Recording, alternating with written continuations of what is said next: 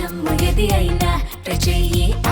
Chicken masala. ఇక deal చేసుకోవడానికి Iran కు విధించిన గడువుకు అమెరికా అధ్యక్షుడు డొనాల్డ్ ట్రంప్ పొడిగించారు. ఇరాన్ కు విధించినటువంటి డెడ్ లైన్ ను మరో 2 వారాలు పొడిగిస్తున్నట్టు ట్రంప్ నిర్ణయం తీసుకున్నారు. దీంతో అమెరికాపై తాము విజయం సాధించామని ఇరాన్ ప్రజలు సంబరాలు చేసుకుంటున్నారు.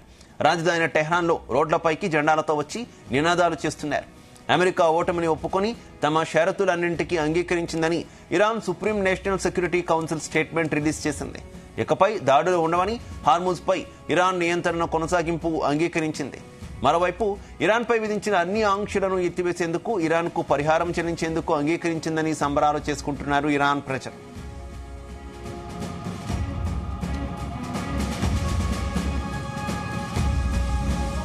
ఇదే విషయానికి సంబంధించి మరింత సమాచారం మా కరెస్పాండెంట్ యాకేష్ అందిస్తారు. యాకేష్. మార్నింగ్ శివ. అటు ఇజ్రాయెల్ అమెరికా కలిసి ఇరాన్ మీద దాడి చేస్తున్నటువంటి పరిస్థితి కనిపిస్తా ఉంది. ప్రస్తుతం ఇప్పుడు ఆ యుద్ధం అనేది కీలక దశకు చేరుకుందని చెప్పుకోవచ్చు. ఇరాన్ పై విధించినటువంటి షరతులను ట్రంప్ ఎత్తివేసినట్టు తెలుస్తా ఉంది. గత 2 వారాల క్రితం కూడా ఇరాన్ ను అంతం చేస్తామని చెప్పినటువంటి ట్రంప్ ప్రస్తుతం వెనుకకు తగ్గినట్టు తెలుస్తా ఉంది. మరొక 2 వారాల పాటు కూడా కాల్పుల విరమణకు సంబంధించి ఒప్పందం చేసుకున్నారు. దీంతో ప్రస్తుతం యుద్ధం అయితే ఆగిపోయింది. కాల్పుల విరమణకు సంబంధించి ఇంకా చర్చలు కొనసాగుతున్నాయి కనుక పూర్తి స్థాయిలో యుద్ధము ఆగనప్పటికీ కూడా ప్రస్తుతం తుపాకుల మోత మాత్రము ఆగింది. దీంతో ట్రంప్ నిన్నటి వరకు కూడా ఇరాన్ అంతం చూస్తాము, ఇరాన్ అసలు ప్రపంచ పటంలో లేకుండా చేస్తామని మాట్లాడినటువంటి ట్రంప్ ఈ రోజు వెనుకకు తగ్గడం పట్ల ఇరాన్ ప్రజలు సంబరాలు చేసుకుంటున్నారు. తాత్కాలికంగా అమెరికా మీద తాము విజయం సాధించామంటూ కూడా ఇరానీలు అంతా కూడా రోడ్ల మీదకి వచ్చి అటు ర్యాలీలు చేస్తూ అటు ప్రభుత్వానికి అక్కడ ఇరాన్ కు మద్దతుగా తెలుపుతున్నటువంటి పరిస్థితి. అటు ట్రంప్ కు వ్యతిరేకంగా కూడా ఈ నినాదాలు కొనసాగుతున్నాయి. ఇరాన్ ప్రజలు మొదటి నుంచి కూడా యుద్ధానికి సిద్ధమంటూ కూడా అక్కడి ప్రభుత్వం సంకేతాలు పంపుతుంది.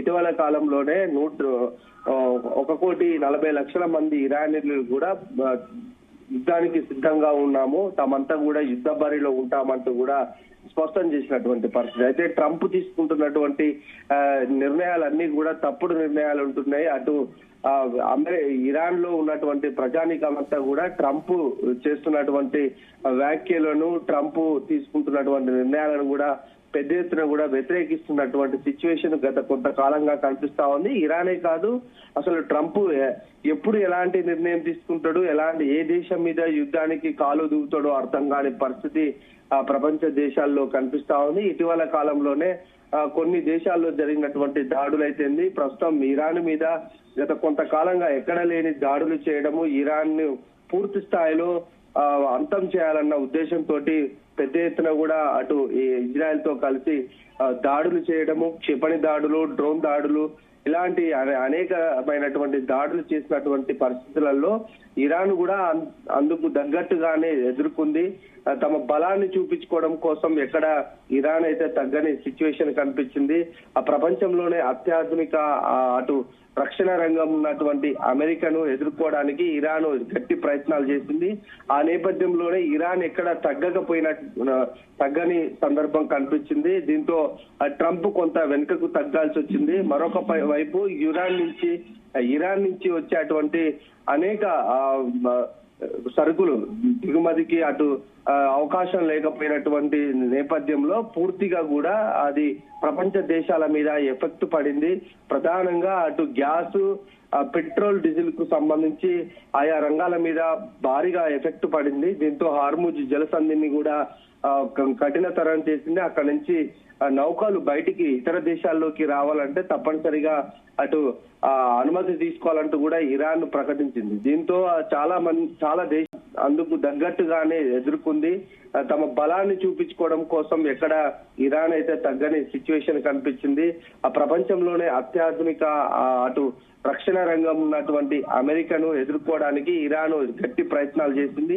ఆ నేపథ్యంలోనే ఇరాన్ ఎక్కడ తగ్గని సందర్భం కనిపించింది. దీంతో ట్రంప్ కొంత వెనుకకు తగ్గాల్సి వచ్చింది. మరొక వైపు ఇరాన్ నుంచి వచ్చేటువంటి అనేక సరుకులు దిగుమతికి అటు అవకాశం లేకపోయినటువంటి నేపథ్యంలో పూర్తిగా కూడా అది ప్రపంచ దేశాల మీద ఎఫెక్ట్ పడింది. ప్రధానంగా అటు గ్యాస్, పెట్రోల్, డీజిల్ కు సంబంధించి ఆయా రంగాల మీద భారీగా ఎఫెక్ట్ పడింది. దీంతో హార్ముజ్ జలసంధిని కూడా కఠినతరం చేసింది. అక్కడ నుంచి నౌకలు బయటికి ఇతర దేశాల్లోకి రావాలంటే తప్పనిసరిగా అటు అనుమతి తీసుకోవాలంటూ కూడా ఇరాన్ ప్రకటించింది. దీంతో చాలా దేశాలు కూడా ఉక్కిరి బిక్కిరి అయిపోయాయి. చాలా దేశాల్లో ఈ గ్యాస్ కొరత ఏర్పడింది. పెట్రోల్, డీజిల్ కొరతలు కూడా భారీగా ఏర్పడినటువంటి తరుణంలో అన్ని దేశాలు కూడా ట్రంప్ నిర్ణయాలను తీవ్రంగా వ్యతిరేకించాయి. ప్రస్తుతం ట్రంప్ ఒక అడుగు వెనుకకు తగ్గినటువంటి నేపథ్యంలో ఇరాన్ లో సంబరాలు జరుగుతున్నాయి. 2 వారాల పాటు కూడా ఈ కాల్పుల విరమణకు సంబంధించి ఒప్పందం జరిగింది. అయితే ఈ 2 వారాల్లో కూడా పూర్తిగా యుద్ధం మీద ఒక రాజకీయ చర్చలు అయితేంది, ఇతర చర్చలు కూడా జరిగే అవకాశం కనిపిస్తా ఉంది. దీంతో ట్రంప్ కొంత వెనుకకు తగ్గినటువంటి నేపథ్యంలో అటు కొంత హార్ముజ్ జలసంధిని కూడా తెరవడానికి ఇరాన్ ఒప్పుకుంది. దీంతో అటు పెట్రోల్, డీజిల్ కొరతలు కూడా కొంత తగ్గే అవకాశం అయితే మనకు ప్రస్తుతం కనిపిస్తా ఉంది. ఈ యుద్ధ పరిస్థితి నేపథ్యంలో అమెరికా కూడా ఆర్థికంగా భారీ నష్టం జరిగింది. ట్రంప్ నిర్ణయాలను అమెరికన్లే పెద్ద ఎత్తున కూడా వ్యతిరేకిస్తున్నారు. ఆయన నిర్ణయాల పట్ల అమెరికాలో కూడా నిరసనలు కొనసాగుతున్నటువంటి పరిస్థితి ఉంది. దాదాపు 70% మంది కూడా అమెరికన్లు ట్రంప్ తీసుకున్నటువంటి ఈ నిర్ణయాలను వ్యతిరేకిస్తున్నారు. దాంతో కూడా ట్రంప్ ఈ కాల్పుల విరమణ ఒప్పందానికి ముందుకు రావడానికి ఒక కారణంగా తెలుస్తా ఉంది. ఇప్పటికే 200 బిలియన్లు అమెరికాకు నష్టం జరిగినట్లు ఒక అంచనా ఉంది. దీంతో అటు సైనికులు కూడా ప్రాణాలు కోల్పోయారు. సైనిక అధికారులు కూడా దాదాపు ఒక 10 నుంచి 25 మంది సైనిక అధికారులు చనిపోయినట్లు కూడా వార్తలు వస్తున్నాయి. 300 పైకి కూడా సైనిక సిబ్బంది తీవ్ర గాయాల పాలైనట్లు తెలుస్తా ఉంది. అటు అత్యాధునికంగా ఉన్నటువంటి విమానాలు, డ్రోన్లు, క్షిపణులు అన్నిటిని కూడా అమెరికా ఇజ్రాయెల్ మీదకి పంపించినటువంటి సమయంలో వాటన్నింటినీ కూడా ఇరాన్ ధ్వంసం చేసింది. రక్షణ రంగంలో కూడా భారీగా కూడా ఆస్తి నష్టం జరిగినట్లు పెద్ద ఎత్తున కూడా నేషనల్ లో వార్తలు వస్తున్నటువంటి పరిస్థితి. ఈ క్రమంలోనే అమెరికా ఈ చర్చలకు ముందుకు వచ్చింది. ప్రస్తుతం ఇంకా 2 వారాల పాటు ఈ చర్చలు కొనసాగుతున్నటువంటి తరుణంలో పూర్తిగా యుద్ధం ముగుస్తుందని కూడా అన్ని దేశాలు ఆసక్తిగా గమనిస్తున్నాయి. అయితే ట్రంప్ నిర్ణయాలను అన్ని దేశాలు కూడా ఏకఖండంగా ఖండిస్తున్నటువంటి పరిస్థితి కనిపిస్తా ఉంది. ఇజ్రాయెల్, అమెరికా చేస్తున్నటువంటి ఈ దాడులను ఇరాన్ చాలా బలంగా తిప్పికొట్టింది. తమ దారికి ఇరాన్ తెచ్చుకున్నటువంటి ఆ పరిస్థితిని అమెరికాలో అమెరికాను తమ దారికి తెచ్చుకున్నట్టు కూడా చాలా స్పష్టంగా అర్థమవుతుంది. ఈ క్రమంలోనే ఇరాన్ కూడా ప్రపంచ దేశాలకు తమ ప్రాంతం నుంచే 80% పైగా కూడా నిత్యావసరాలు వెళ్తాయి కనుక ఇతర దేశాలకు వాటి మీద ఆంక్షలు ప్రస్తుతం అయితే ఎత్తివేసింది. హార్ముజ్ జలసంధిని ఓపెన్ చేసినటువంటి నేపథ్యంలో అక్కడి నుంచి వచ్చేటువంటి గ్యాస్, పెట్రోల్, డీజిల్ అంతా కూడా ఇతర దేశాలకు వెళ్తుంది కనుక కొంత ఈ పరిస్థితుల నుంచి బయటపడే అవకాశం అయితే కనిపిస్తుంది. Right, okay, thank you.